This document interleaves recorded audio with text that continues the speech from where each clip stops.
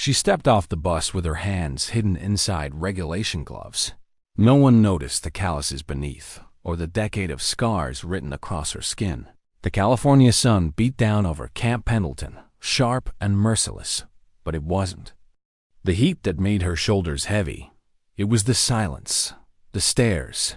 23 Marines watching her like she was out of place. Why was she even here? That's what they were all asking. Her name was Maya Rodriguez, 24 years old. Older than most recruits. Too small, they thought. Too quiet. Too fragile. They didn't know. They couldn't know. Her file only told half a story. Daughter of a single mother in Detroit. Average grades. No criminal record. It didn't mention the basements, where the floors were slick with sweat and beer, where broken glass crunched under her shoes as she fought for rent money at 14. It didn't say that she'd once shattered a man's kneecap with surgical precision because he followed her mother home from a bus stop. It didn't list the nights she studied anatomy textbooks by candlelight when the electricity was cut, memorizing the places on the body where a strike didn't just hurt. It ended things. The Corps thought they were training her. The truth was, Maya had already trained herself in silence, in blood, and in fear.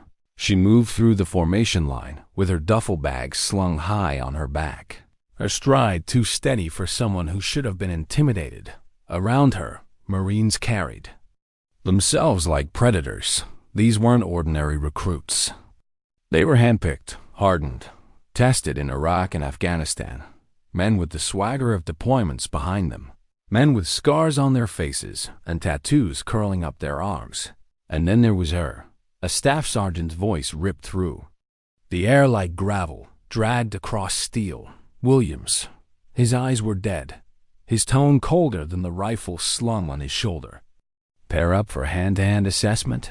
A test, an initiation, the circle formed fast. Marines choosing partners the way wolves select prey. Maya was left standing alone in the middle. Alone and yet unshaken.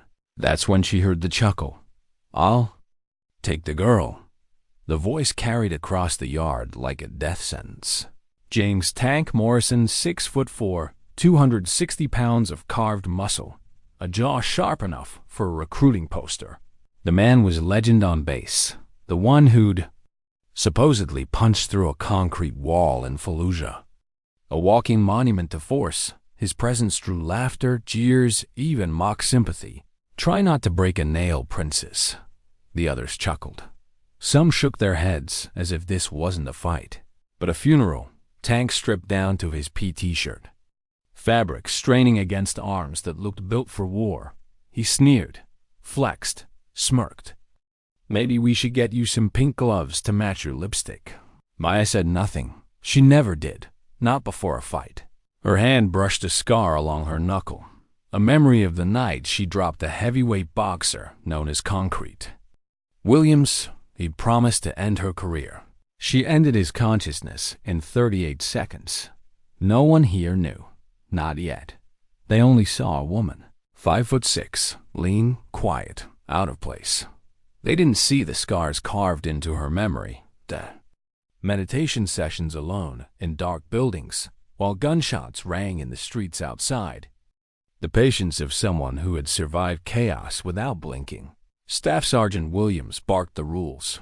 Grappling only. No striking. Tap out when you're done. He blew the whistle. Tank's grin widened. The giant moved first, grabbing clumsily, exaggerating his grunts for the audience, playing it like a game. Maya slipped past every hold, her body flowing like water around stone. In one heartbeat, she nearly had him in a choke. His smile faltered. He ripped free with raw strength, covering it with a laugh. Just warming up. The whistle blew again, saved by the bell, Tank's pride intact. Maya's skills still invisible to the crowd, but Tank was more than a bully. He was a strategist. By nightfall, his crew had a name for their new hobby. Operation Princess, 5 men, 5 shadows, Rodriguez, wiry Texan with dead eyes. Chun, ex-gang member who wielded intimidation like art. Williams, a gentle farm. a boy masking a cruel streak. Jackson, the smooth talker, words like daggers wrapped in honey. And Tank, the king among them. The campaign began with precision. Her gear disappeared from her locker. Her boots were filled with shaving cream before dawn inspections. Her meals replaced with crackers and water, thanks to forged papers handed to the kitchen staff. She protested. They smiled, concerned, sympathetic. Maybe she just wasn't adjusting. Maybe she needed a transfer. During runs, Tank's accidental body check sent her sprawling in the dirt. During obstacle courses, his crew blocked her path, all false encouragement and mocking cheers. "Come on, princess, you can do it." In front of cameras, though, they transformed perfect gentlemen, helping her up, patting her on the back, patronizing tones wrapped in false chivalry. "You're doing great." For a girl, the word hung like poison. The breaking point came. 3 weeks in, Maya had just aced an urban warfare simulation. Tactical brilliance, flawless execution. The instructors were impressed. The Marines whispered, for a second. Respect hovered in the air. Tank couldn't let it live. That night, in the barracks, he stood tall, voice booming. "Hey, everyone. Our little princess was crying in the bathroom after today's exercise." The silence was suffocating laughter. Followed, cutting into her like acid. Even men who had shown her respect joined in. Tank's lie was too perfect, too believable. For a second, Maya even questioned herself. Rodriguez leaned forward with mock concern. "Maybe she needs counseling." Chun nodded solemnly. "Not fair to her, putting her through this." Williams chimed in softly, masking cruelty as compassion. "No shame in transferring out. This just isn't for everyone." Jackson sealed it with a grin. "Honestly, it's about safety. For her, and for whoever depends on her in the field." 10 minutes of slow destruction. 10 minutes that rewrote her reputation by lights out. The verdict was unanimous. Maya Rodriguez. Weak link, diversity hire, emotional liability. She lay awake in her bunk, staring at the ceiling, listening to their laughter fade into snores. Her heart pounded, her breath shallow, and then it shifted into something colder. A feeling she hadn't touched since Detroit. The calm before violence. The next day, she cornered Tank in the wreck room. His crew gathered around him, laughter echoing as they played cards. The moment she walked in, silence cut through the air. "Tomorrow, after chow, the old boxing ring behind the motor pool.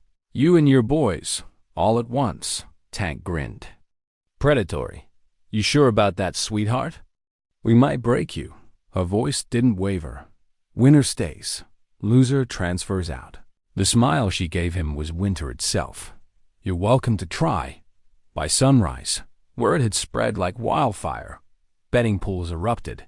Odds stacked 50-1. Against her lasting even 30 seconds, drill instructors shook their heads. "A death wish," they said. Foolish courage, but one man stayed silent. Master Sergeant Torres. 30 years in uniform. He'd seen men like Tank before. He'd seen cruelty wear a uniform, and he'd seen something else in Maya. Something dangerous. Yes, but different. He didn't stop it. Not this time. How fast can a rumor move through a Marine base? Faster than a bullet. By morning chow, every table whispered the same story. The girl had challenged Tank. Not just Tank, but his whole crew, all 5 of them. At once, some laughed, others shook their heads, but everyone listened, and everyone placed their bets by noon. The odds were so absurd they weren't even about money anymore. The question wasn't if she'd lose, it was how quickly and how badly. Even the instructors muttered. Some called it reckless, some called it suicide, but none of them stopped. Not one, because a part of them, even the grizzled, scarred, battle-tested sergeants, wanted to see what would happen when the smallest Marine stood against the largest. And Maya? She walked through that day with the silence of someone who'd already decided what she was willing to become. Her face gave nothing away. Not fear, not pride, not even anger, just calm. calm that unsettled those who expected panic that night. The abandoned boxing ring behind the motor pool lit up under a bruised sky. The canvas sagged with age, stained by decades of sweat. Ropes drooped like forgotten relics. Cracks split the floor where weeds had pushed their way through. It wasn't an arena, it was a graveyard for old fights. And now it was hers. Marines gathered in clusters, pretending to be there on duty, but every eye locked on the ring. Cigarette smoke curled into the night. Whispers floated like prayers. Some smirked, some winced, but all leaned forward as if the outcome carried the weight of something bigger. Then entertainment. Tank's crew arrived first. Rodriguez cracked his knuckles theatrically. His wiry frame coiled like a striking snake. Chun's eyes darted, sharp and mean, as though searching for the weakest spot before the fight began. Williams stretched his massive arms, calm but hungry.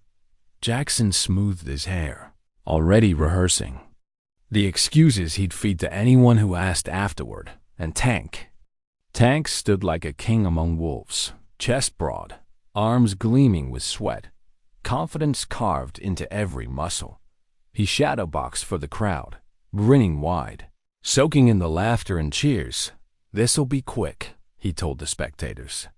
5 minutes, any longer would just be cruel. They laughed. They believed him. But when Maya stepped out from the shadows, the air changed. She didn't strut. She didn't smile. She didn't even look at the crowd. She simply walked, steady and fluid. Her hair pulled back, her frame lean and sharp as steel, her face calm, too calm, the kind of calm that doesn't need noise to be heard. Some Marines shifted uncomfortably, others swallowed hard. For the first time, doubt cracked through. The confidence, Master Sergeant Torres stepped forward, weathered face unreadable. He would be referee, not official, not documented. But his presence gave the fight weight, authority. His voice was gravel carried on the wind. Rules are simple. Last one standing wins, no weapons. No strikes below the belt. Medical is standing by. Anyone can walk away now. No shame in it. Silence. Then, Maya's voice, soft, cutting through the night like a blade. "No one's walking away." The words echoed, hung in the air. A challenge, but also a promise. Tank's laughter broke the tension, loud and booming, forcing the crowd to exhale. "You heard the lady, Sergeant. Let's get this over with." Torres raised his hand. The crowd hushed. Even the night seemed to hold its breath. Fight. The first move came like thunder. Tank charged, 260 pounds of fury, tearing across the canvas, his fists swinging like a sledgehammer meant to end things before they began. But Maya wasn't there. She slipped past him, fluid, precise, her elbow driving into his solar plexus with surgical accuracy. The sound was ugly, like a bat slamming into meat. Tank staggered, gasping, his diaphragm seizing in shock. Rodriguez lunged, fast, sharp, a blur of fists. Maya caught his wrist mid-strike, twisted, and used his own momentum to slam him headfirst into the ring post. The metallic clang of skull on steel silenced the crowd. He collapsed like a marionette with its strings cut. Chun attacked from behind, street instincts, brute force. Maya dropped low, swept his legs, and as his body fell, she drove her knee up into his face. The crack of breaking cartilage was sickening. He fell, choking on blood. Williams hesitated, just for a breath. Gentle instincts warring with cruelty. That hesitation was fatal. Maya spun, hooked the rope, swung her legs up, and locked him in a triangle choke. The farm boy thrashed. 7 seconds later, he went limp. Jackson panicked, wild fists, sloppy fear. Maya weaved through every punch, untouchable, fluid like smoke. Her counter was sudden, an uppercut that lifted him clean off his feet. His body landed outside the ropes, motionless. The crowd gasped. Some covered their mouths, others clutched. Their bets, forgotten slips of paper, now meaningless. In 97 seconds, Maya had dropped 4 Marines. Only Tank remained. He was still on his knees, gasping for air, stunned by the collapse of his empire. His face twisted, humiliation boiling into rage. He roared and charged again. Desperate this time. Wild. Maya sidestepped, hooked his arm, and flipped him clean over her hip. The ground shook when he hit the canvas. Before he could rise, her arm slid around his thick neck. Precise and unyielding, rear naked choke. His strength meant nothing now. Her breath was steady, her voice quiet. Tap. His pride battled his body. 3 seconds of struggle, then instinct won. His hand slapped the canvas, again and again. Loud in the silence, Maya released him. Slowly, deliberately, she rose. Calm, composed, around her. 5 Marines lay unconscious or broken. Not a bead of sweat traced her face. The crowd erupted, not in laughter, not in mockery, but in something primal. Shock, awe, reverence. Torres said nothing, but later, he would admit it was the most technically perfect fight he had seen in 30 years of service. And in that moment, Maya Rodriguez became something. More than a recruit, she became a question, whispered in every corner of Camp Pendleton. How had she done it? And what else was she capable of? The ring was silent, not the silence of boredom or routine. The silence of a battlefield after the last shot has been fired. The kind of silence that weighs on the chest. 5 Marines, the strongest, the loudest, the cruelest, lay scattered on the canvas like broken monuments. And at the center, Maya stood upright, steady, untouched. Tank's body twitched as breath returned. Blood streaked down from his nose. His pride lay in ruins. His reputation shattered in front of the very men who once worshipped him. And then, something no one expected, the giant crawled, slowly, painfully. He dragged himself across the blood-stained canvas toward her boots. His head bowed, his voice fractured. "I'm sorry. We're all sorry. Please. Teach us." The words carried across the crowd like a thunderclap. Not loud, not shouted, but undeniable, a king on his knees. A predator, asking forgiveness from his prey. Maya stared at him, her breathing steady, her eyes unreadable. For a moment, the entire base held its breath. Waiting for her answer, she extended her hand, quiet, almost gentle. "Get up." The men stirred, Rodriguez groaning as he clutched his head, Chung clutching his shattered nose, Williams staggering on shaky legs, Jackson unconscious but breathing. Ragged outside the ropes, broken, humiliated, exposed. "Get up," she repeated. "All of you." They rose, one by one, battered bodies standing under the weight of their shame. The laughter, the cruelty, the swagger that had poisoned weeks of training, gone.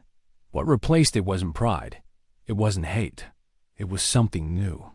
Something none of them had expected. Fear and respect. She turned to the crowd, her voice calm but commanding. "What happened here tonight stays here. No reports, no bragging rights, no stories to tell. This was training. That's all. Nothing more." Her gaze swept over dozens of faces. Men who had mocked her, doubted her, dismissed her, and now they nodded, silently, reverently, as if what they had witnessed demanded secrecy, because they all understood this wasn't just a fight. This was a recalibration, a rewriting of everything they thought they knew about strength. Torres stepped forward. His face was weathered, his jaw set, but his eyes carried something rare. "Respect, Rodriguez," he said simply, his voice carrying authority sharpened over decades.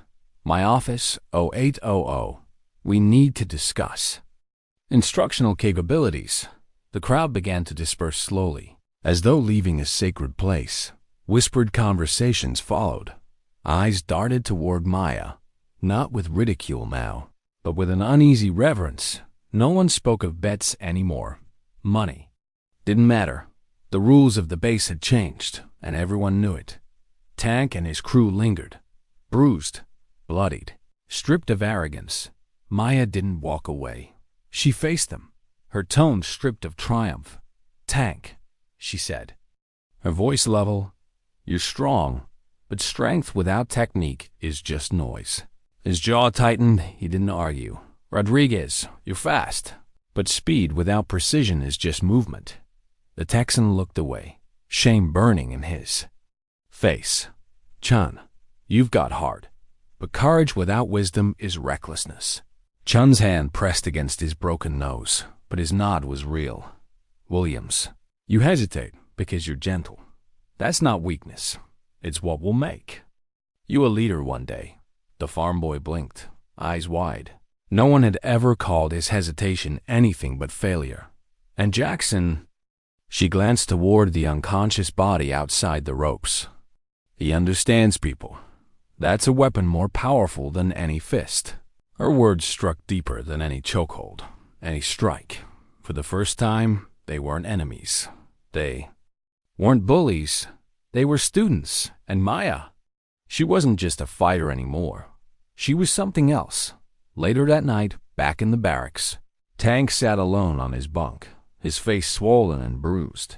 He stared at his hands, the same hands that once dictated fear across the unit, and whispered the question still burning in his chest. How? It wasn't anger. It wasn't disbelief. It was something closer to wonder. Maya had dismantled 5 men in less than 2 minutes. Men bigger, faster, louder. She had redefined combat before their eyes. And Tank wasn't alone in asking. All across Camp Pendleton, whispers grew. Instructors, recruits, men who'd thought they knew what dominance looked like. Now, they weren't sure. How did she do it? And how much more was she hiding? Maya sat quietly on her bunk, staring at the ceiling, listening to the echoes of laughter replaced by silence. She felt the weight of their eyes on her. Not ridicule anymore. Expectation. It should have felt like victory. Instead, it felt like the beginning of something heavier, something she hadn't asked for. Because surviving is one thing, leading is another. And sometimes the heaviest burden is the one handed to you by those you've just defeated. The next morning, the base felt different. Men who had mocked her now avoided her eyes. Others stared too long, as if trying to solve a puzzle that didn't fit inside their world. The hallways hummed with whispers, and every time her boots hit the ground, conversations faltered. Respect, fear, curiosity. A storm of emotions trailed behind her. At 0800 sharp, she stood outside Master Sergeant Torres' office, her uniform crisp, her face unreadable, her hands folded behind her back. Enter. The office smelled of old leather and stronger coffee. Torres didn't look up right away. He finished the note he was writing, placed his pen carefully down, and only then raised his eyes to her. He studied her in silence. "The way commanders study battlefields. What you did last night," he said finally. His voice low and steady. Should have been impossible. Maya didn't answer. Torres leaned back. "You dismantled 5 of my best in 97 seconds. You embarrassed them. You embarrassed me. And you did it with technique so clean, I almost forgot you were still a recruit." He paused, letting the words sink in. Then his tone shifted. Softer, more dangerous. "So now I need to know, what the hell do I do with you?" Maya's eyes didn't flinch. "Whatever you think is best, Sergeant." The corner of his mouth twitched, almost. A smile, almost. "You're going to teach," he said. "Unofficial at first. I'll call it supplemental training. But those boys, hell, half the company? They'll be there tonight. You broke them, Rodriguez. Now fix them." Her chest tightened. She wanted to protest, to say she wasn't here to lead. She was here to survive. But Torres had already turned back to his ways. Paperwork, dismissing her with a flick of his hand. That night, the old boxing ring filled again. Not with bets this time, but with recruits sitting cross-legged on the cracked concrete, waiting, some eager, some skeptical, but all curious. Tank stood among them, his nose still swollen, his pride still fractured, but his eyes carried something new. Not arrogance, not defiance, hunger. Maya stepped into the ring, her body relaxed, her voice calm, carrying across the night. Fighting isn't about being the biggest, or the strongest, or the loudest. It's about leverage, timing, control. She pointed at Tank. You've got power, but power without control. It's just noise. She motioned to Rodriguez. Speed without precision is wasted movement. To Chun. Courage without wisdom is recklessness. To Williams. Gentleness isn't weakness. It's what makes restraint possible. To Jackson. Now healed enough to stand with the others. People are your battlefield. Understand them, and you've already won. Her words struck deeper than her fists ever could. Then she moved, demonstrations, clean and sharp. How a properly applied joint lock could neutralize someone twice your size. How timing could turn an opponent's strength against them. How calm could defeat chaos before the first strike landed. She let them attack her, one at a time, then in pairs. Every time, she dropped them with ease. Her body a study in efficiency. No wasted movement, no showmanship, just truth. Written in bruises and breathless gasps, Tank watched the longest. He didn't smile. He didn't joke. He listened. And when she asked for volunteers to drill a move, he was the first to step forward. The man who once mocked her now mirrored her. Movements, his massive frame learning to follow her precision. And when he failed, she corrected him, calm, steady, without malice. Again, she told him, and he obeyed. The others followed, some with hesitation, some with awe, but slowly. The ring shifted from a place of humiliation to something else. A classroom. Night after night, they returned. Half the company, then more. The same Marines who had laughed at her now begged to be shown how she did it. The woman they once tried. To break had become their guide, but respect is heavy. Lying awake at night, Maya stared at the ceiling of her bunk, her chest tight with doubt. She had come here to prove herself, not to carry others. She wasn't sure she wanted their trust, because trust meant responsibility. Responsibility meant weight, and weight, she knew, could break a person just as surely as fists. Yet when she stepped back into that ring, all eyes on her, something in her chest shifted. A flicker of pride, not for the fight she had won, but for the men she was reshaping. Tank's crew. Once her tormentors, now drilled harder than anyone. They stumbled, they sweated, they cursed, but they returned every night. Slowly, painfully, they began to change, and as they changed, Maya saw herself in them, broken, rebuilt, searching for something stronger than fear. Maybe that was the lesson. She hadn't realized she was teaching.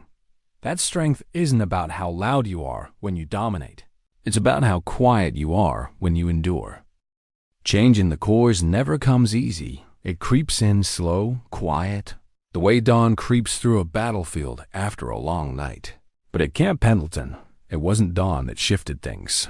It was a woman in a cracked, forgotten ring behind the motor pool. At first, it was Tank's crew who came back night after night. The same men who had mocked her, sabotaged her, humiliated her. They showed up bleeding, bruised, determined, their arrogance stripped bare. Their eyes sharper now, their bodies learning discipline they had never needed before. Then the circle grew.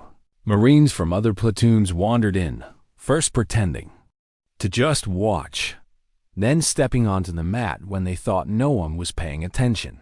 Soon the ring was full, not just of Tank's crew, but of half of Alpha Company, some of the toughest fighters on base, men with real combat scars, kneeling in silence to watch a woman half their size demonstrate how to drop someone twice their weight. Maya never raised her voice. She never strutted, never barked orders. She showed, explained, corrected. Her calm was more commanding than any shout.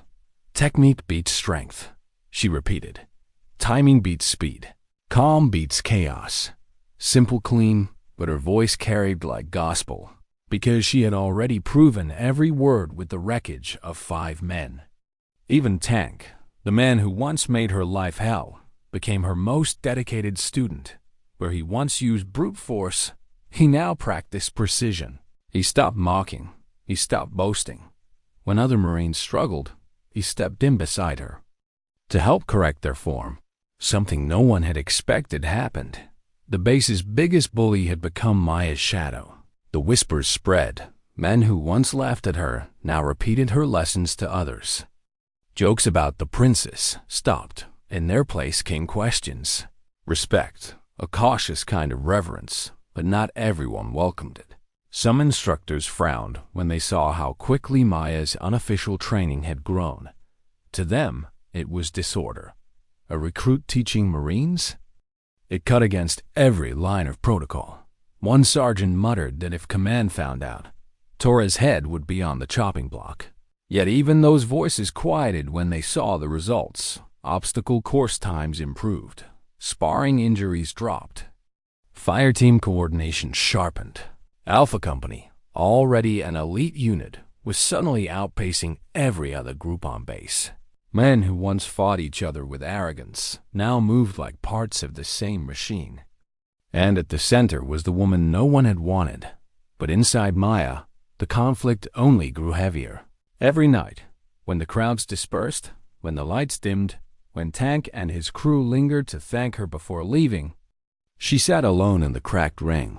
Her thoughts didn't linger on victories. They lingered on weight. She hadn't come here to lead. She hadn't asked to be a symbol. She had come to survive. To prove to herself she wasn't fragile, that the streets of Detroit hadn't broken her, that the Corps couldn't either. But now, every pair of eyes on base looked to her differently. Not as the girl who didn't belong, but as someone who carried an answer they desperately needed. And answers came with responsibility. Responsibility that pressed on her chest like a second rucksack. She remembered nights in Detroit, fighting in basements that stank of beer and blood, fists landing like hammers, money exchanged by men who didn't even bother to look her in the eyes. She remembered her mother's tired hands, scrubbing offices in silence while Maya iced her bruises in the dark. All of that had been survival. This was different. This was legacy. Taurus called her into his office again, his voice lower this time, heavier. "You've started something I can't stop," he said. "Half the company is training with you. I should shut it down. God knows the paperwork alone would bury me. But I've seen the change, and I'd be a fool to kill it." He leaned forward, elbows on the desk, his weathered face lined with thought. "Understand this, Rodriguez. What you're building isn't just skill. It's trust, and trust. It'll break you if you carry it wrong." Maya left his office that day with his words burning in her chest. She didn't know if she wanted to carry trust. She only knew it was already too late to set it down. And when she stood in that old ring, again, Marines watching her with hungry eyes, Tank shadowing her movements like a disciple, the truth landed harder than any punch she'd ever taken. She wasn't just proving herself anymore. She was shaping them, and shaping others meant shaping herself. Revolutions don't always start with banners and speeches. Sometimes they start in the shadows, in a forgotten ring behind the motor pool, under dim floodlights, with a woman explaining how to use an opponent's strength against them. By the end of the month, it wasn't just Alpha Company crowding into that space. Marines from other companies began slipping in after chow.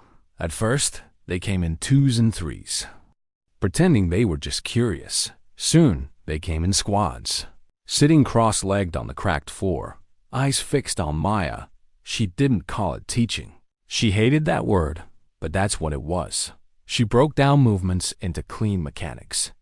Joint locks, chokes, strikes precise enough to end fights without wasted energy. She demonstrated, explained, corrected.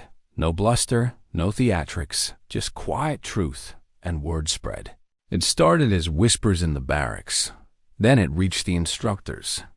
Then the commander's office. By the time official eyes turned toward the phenomenon, it was too late to smother it.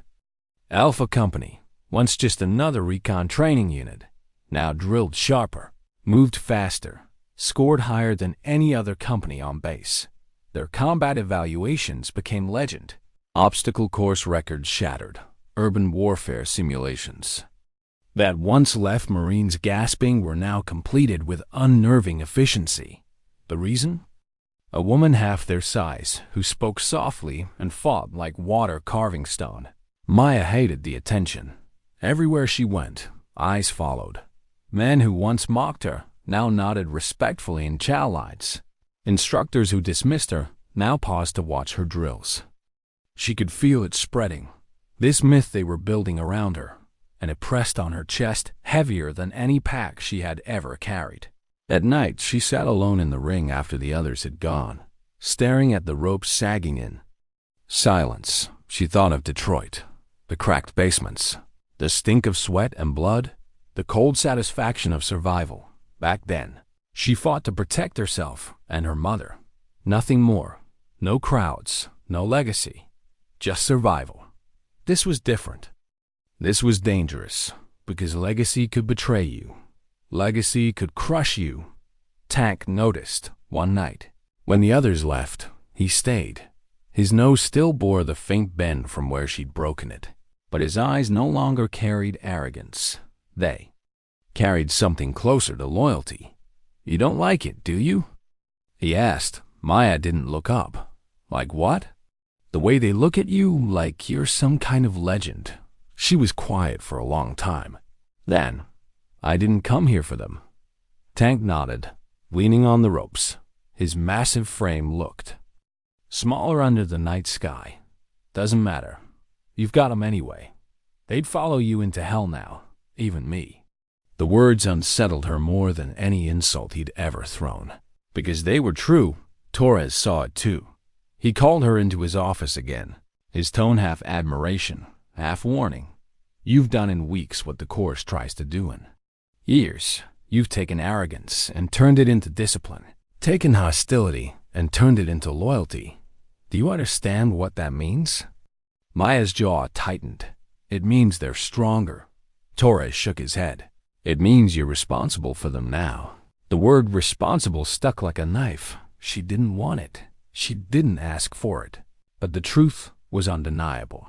Every night, when she corrected Tank's stance, when she steadied Williams' hesitation, when she encouraged Rodriguez to focus his speed, when she guided Chun's recklessness into control, when she taught Jackson how to use his words for more than manipulation, she was shaping them. And shaping them meant owning the weight of what they became. The base commander eventually came down to watch. He stood in the shadows, arms crossed, expression unreadable as Maya dismantled 3 Marines in under a minute, then calmly explained exactly how she did it. When he left, he didn't say a word, but the next morning, orders came down. Her methods were to be formally observed, evaluated, considered.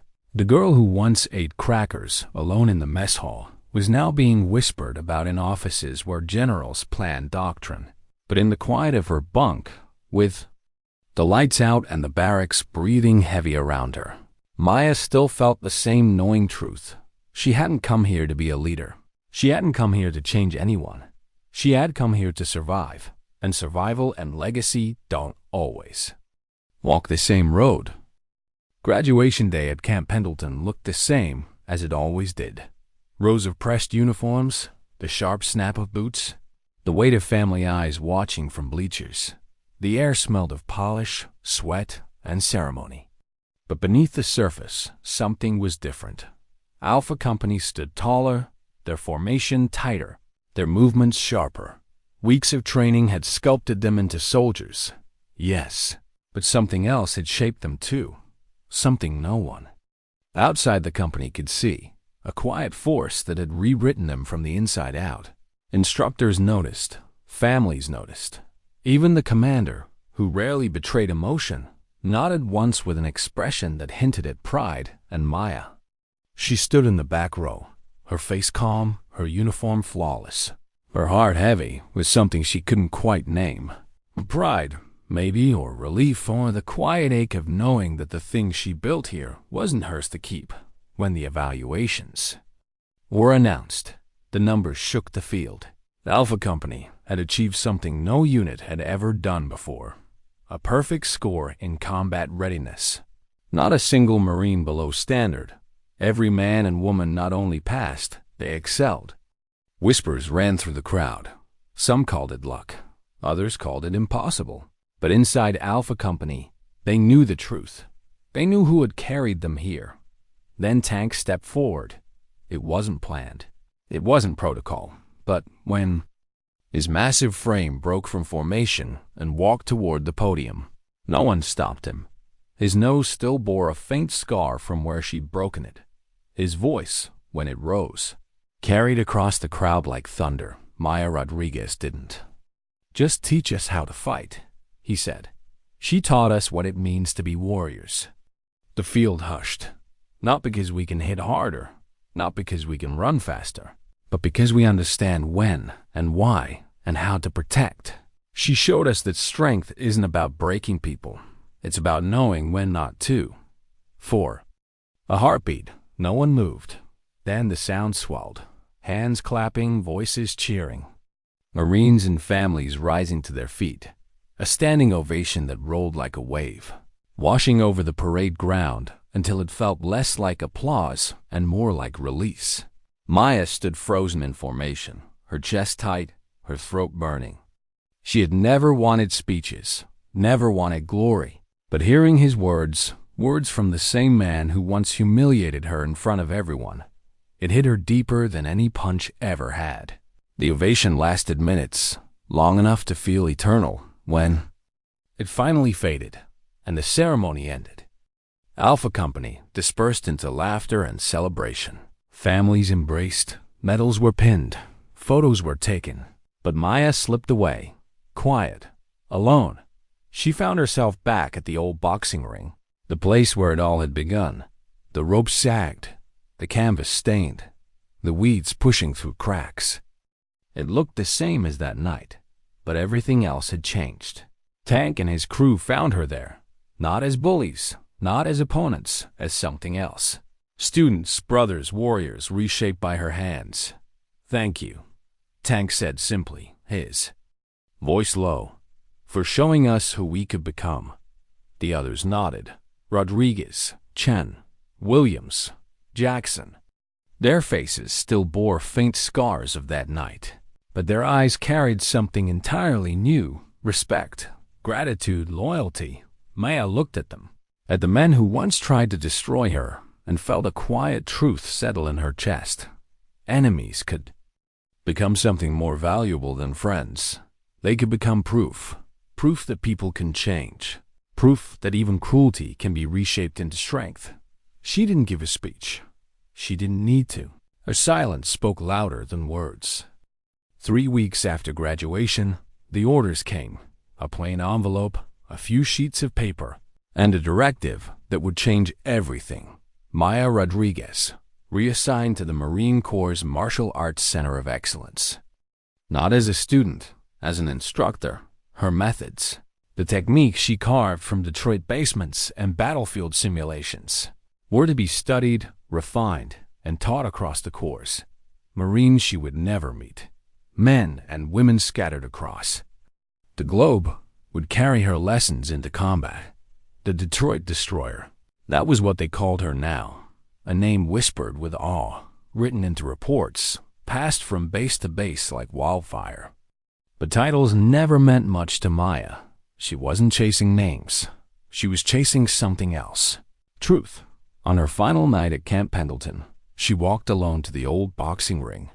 The place was quiet, empty. The ropes still sagging, the canvas still scarred. The air smelled of dust and memory. But she wasn't alone for long. Tank arrived first, his massive frame silhouetted against the dusk. Then Rodriguez, Chun, Williams, Jackson.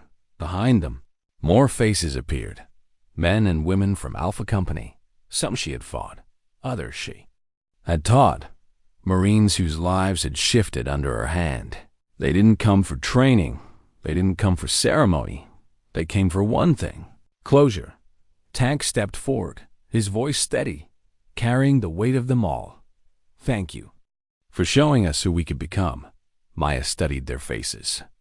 The same men who once filled her boots with shaving cream, who laughed as they tried to drive her out. Now they stood in silence, eyes steady, loyalty carved deep. She gave a small nod. Thank you for giving me the chance to find out who I really was. No medals, no speeches, just truth. Exchanged quietly in the dark when she walked away from Camp Pendleton for the last time. Duffel bag slung over her shoulder, the California sun breaking across the horizon. She didn't feel like the girl who stepped off the bus weeks ago. She carried scars, yes, memories of humiliation, of doubt, of cold rage. But she carried something greater too, the knowledge that she hadn't just survived the crucible, she had transformed it. And in transforming it, she had reshaped the men who once tried to break her. Men who would go on to teach others, men who would carry her lessons into places she would never see. Legacy had found her, even when she tried to run from it. And maybe that was the truth Torres had seen all along. Strength isn't the loudest voice in the room.